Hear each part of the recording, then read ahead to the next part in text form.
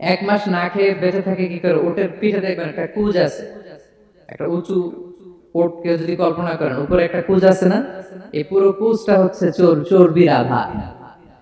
তো ওটের যখন খাবার থাকে না মরুভূমিতে, মাসের পর মাস যখন চলে, ওই চর্বি থেকে এনার্জি নিয়ে সে মরুভূমিতে চলে, সে না খেয়েও বাঁচতে পারে। আমাদের আমাদের চোখের মধ্যে যেমনি একটা পাপড়ি, এরকম এক পাপড়ি দিয়ে উটকে আল্লাহ বানায় নাই, ডবল লেয়ারের পাপড়ি দিয়েছে। কারণ মরুভূমির মধ্যে চলতে পথে লু হাওয়া থাকবে, মরুভূমির সাইমুম, বালুর ঝড়, এই ঝড় মোকাবেলার জন্য, লু হাওয়া মোকাবেলার জন্য ডবল লেয়ারের চোখের পর্দা।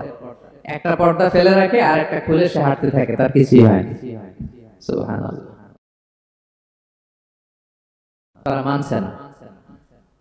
তো তখন আল্লাহ তাআলা এই আয়াত নাযিল করে বললেন, আফালা ইয়ানজুরুনা ইলাল ইবিলি কাইফা খুলিকাত। মক্কার কুরাইশরা কি উটের দিকে তাকায় না? উটকে কিভাবে আমি তৈরি করলাম এটা একটু দেখতে পারে না ওরা? আরে উটের দিকে তাকালেই তো ওরা উটের মালিক আমি আল্লাহরে খুঁজে পাবে। কারণ কুরাইশরা ছিল কোরআনের প্রাইমারি অডিয়েন্স, যদিও কোরআন সবার জন্য এসেছে। তো আল্লাহ বললেন, আফালা ইয়ানজুরুনা ইলাল ইবিলি কাইফা খুলিকাত। ওরা কি উটের দিকে তাকায় না? উট দেখার জন্য তো ওদের চিড়িয়াখানায় যাওয়া লাগবে না, অথবা মক্কার কুরাইশদের চায়নাতেও যাওয়া লাগবে না, কারণ উট তো ওদের গৃহপালিত প্রাণী, ঠিক কি না? ঘরে ঘরে আরব দেশে উট আছে না নাই? আছে। তো উটের দিকে তাকায় না। সম্মানিত সুধী, উটের কথা আল্লাহ কেন বললেন? কুরাইশদেরকে উটের কথা বললেন এজন্য, উট হচ্ছে এমন আজীব একটা প্রাণী যেটা প্রাণী বিজ্ঞানীদেরকে হয়রান করে দিয়েছে। আল্লাহু আকবার। আপনি অবাক হবেন উটের যে ফিচার আল্লাহ তাআলা দিয়েছেন। মক্কার লোকেরা উটের গোশত খাইতো, উটের দুধ খাইতো, উটের চামড়া দিয়ে দ্য ফাইনেস্ট লেদার, দামি লেদার তারা বানাতো। উটের উপর মাল নিয়ে বোঝাই করে মরুভূমি এক প্রান্ত থেকে আরেক প্রান্তে পাড়ি দিত, নিজেরা উটের উপর রাইডিং করত। এবং উট হচ্ছে এমন প্রাণী যেটা একসাথে এক মাস না খেয়ে বেঁচে থাকতে পারে। এক মাস পানিও খাওয়া লাগবে না, খাবারও খাওয়া লাগবে না। সুবহানাল্লাহ পড়বেন না? এট এ টাইমে একটা উট, প্রাপ্তবয়স্ক একটা উট একসাথে 200 লিটার পানি খেয়ে ফেলতে পারে। এবং উটের পেটের ভিতরে একটা স্পেশাল ওয়াটার চেম্বার আছে, ওই চেম্বারে রেখে দেয়, খেয়ে ওইটারে পাঠায় দেয় না ওদের কিডনিতে। 200 লিটার পানি একবারে খেয়ে স্পেশাল চেম্বারে রেখে দেয়, যখন লাগবে ওইখান থেকে নিয়ে নিয়ে বেঁচে থাকে। এক মাস না খেয়ে বেঁচে থাকে কি করে? উটের পিঠে দেখবেন একটা কুজ আছে, একটা উঁচু ওট কেউ যদি কল্পনা করেন, উপরে একটা কুজ আছে না? এই পুরো কুজটা হচ্ছে চর্বির আধার। তো ওটের যখন খাবার থাকে না মরুভূমিতে, মাসের পর মাস যখন চলে, ওই চর্বি থেকে এনার্জি নিয়ে সে মরুভূমিতে চলে, সে না খেয়েও বাঁচতে পারে। আমাদের আমাদের চোখের মধ্যে যেমনি একটা পাপড়ি, এরকম এক পাপড়ি দিয়ে উটকে আল্লাহ বানায় নাই, ডবল লেয়ারের পাপড়ি দিয়েছে। কারণ মরুভূমির মধ্যে চলতে পথে লু হাওয়া থাকবে, মরুভূমির সাইমুম, বালুর ঝড়, এই ঝড় মোকাবেলার জন্য, লু হাওয়া মোকাবেলার জন্য ডবল লেয়ারের চোখের পর্দা। একটা পর্দা ফেলে রাখে আর একটা খুলে সে হাঁটতে থাকে, তার কিছুই হয় না। সুবহানাল্লাহ। আমাদের 98 ডিগ্রি ফারেনহাইটের স্বাভাবিক তাপমাত্রা, তাই না? 99 ডিগ্রি হলে আমাদের জ্বর, 100 ডিগ্রি হলে জ্বর, 101, 2 সর্বোচ্চ আমরা সহ্য করতে পারি। এর বেশি যদি হয়, 103 ডিগ্রি হলে বেহুশ হয়ে যায় মানুষ। 4 ডিগ্রি হলে আমাদের দেহের ভেতরে যে কোষগুলো আছে এগুলো মরে যায়। কিন্তু একটা উট মরুভূমির তাপমাত্রায় প্রতিদিন 104 ডিগ্রি 5 ডিগ্রি তাপমাত্রা সহ্য করে খুব স্বাভাবিক উট চলতে পারে, তার কিছুই হয় না। এবং মরুভূমির মধ্যে যে ক্যাকটাস আছে, গুলমলতা, বড় বড় কাঁটা জাতীয় গাছ, যেই কাঁটা পৃথিবীর কোনো প্রাণী খেতে পারবে না, কিন্তু একটা উট অনায়াসে খেয়ে ফেলতে পারে। উটের জিহ্বাকে এবং পাকস্থলীকে আল্লাহ এমন স্পেশালি মেড করেছেন, যত কাঁটা দিবেন খেয়ে সাবার ওর কিছুই হয় না। সুবহানাল্লাহ বিহামদিহি। আল্লাহ বলে, আফালা ইয়ানজুরুনা ইলাল ইবিলি কাইফা খুলিকাত। ওরা কি উটের দিকে তাকায় না? আরে উটকে নিয়ে গবেষণা করলে তো উটের মালিককে খুঁজে পায় তারা। এরপর বললেন, ওয়া ইলাস সামাই কাইফা রুফিআত। ওরা কি আকাশের দিকে তাকায় না? কিভাবে খুঁটি ছাড়া আকাশকে আমি বানিয়েছি।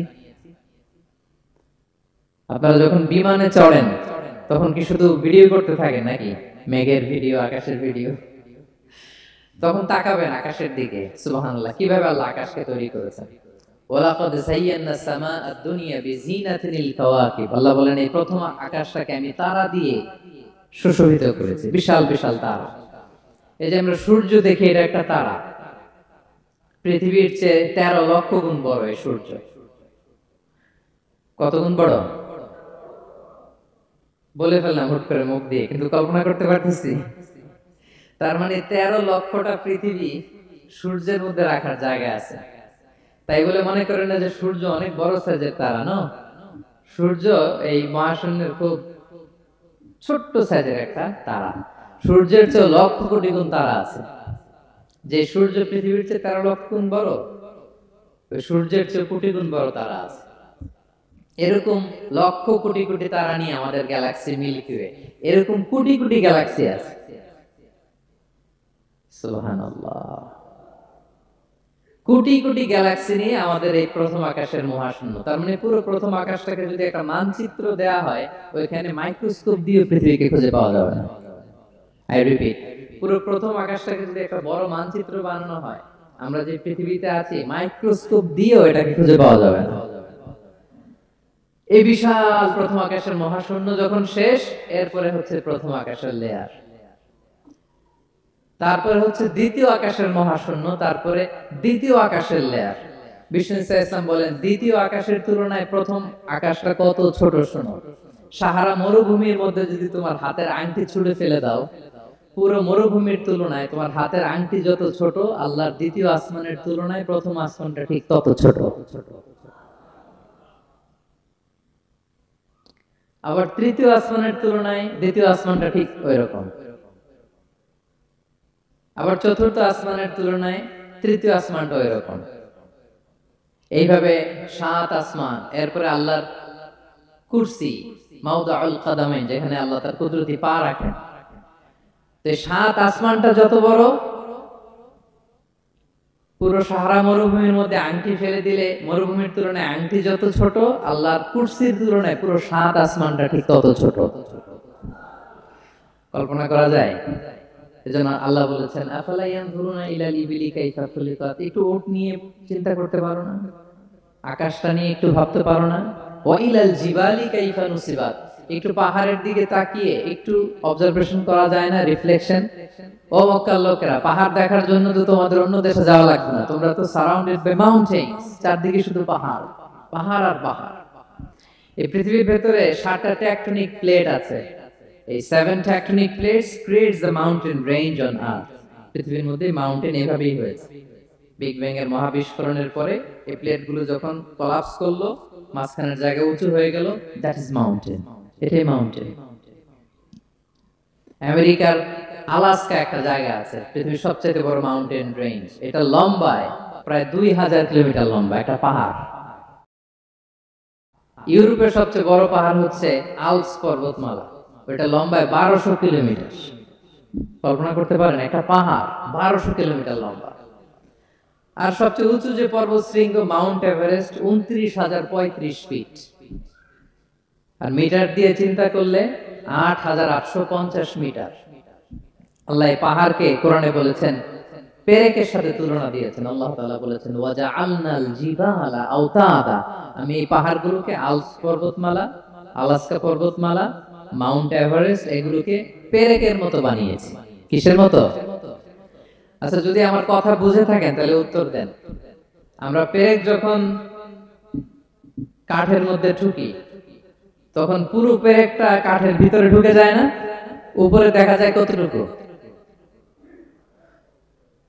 হাতুড়ি দিয়ে একটা পেরেক যখন আমি একটা কাঠের ভিতরে ঠুকে দিলাম, এরপরে কি পুরা পেরেকটা দেখা যায়? আর কতটুকু দেখা যায়?